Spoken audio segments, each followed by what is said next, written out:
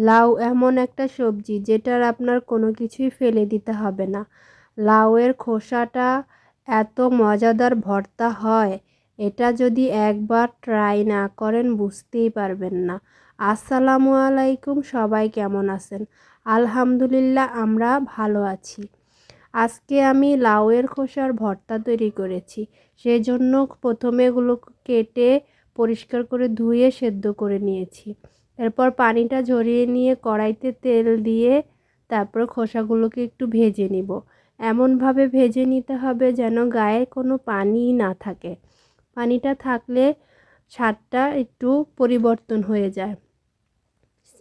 একই কড়াইতে আমি দিয়ে দিব রসুন কোয়া আর চিংড়ি মাছ দিয়ে ভর্তাটা করার চেষ্টা করবেন। তারপরে দিয়ে দিব কিছু পেঁয়াজ কুচি চিংড়ি মাছটা ভালো করে ভেজে নিয়ে এরপর অ্যাড করে দিব ধনে পাতাটাকেও একটু ভেজে নিব। আমি এই ভর্তাটা আজকে করেছি শুকনো মরিচ দিয়ে। আপনারা চাইলে কাঁচামরিচ দিয়েও করতে পারেন। সেক্ষেত্রে কাঁচামরিচটা একটু ভেজে নিলেই হয়ে যাবে। এই তো চিংড়ি মাছ, পেঁয়াজ, রসুন আর ধনেপাতাটা আমার ভেজে নেওয়া হয়ে গিয়েছে।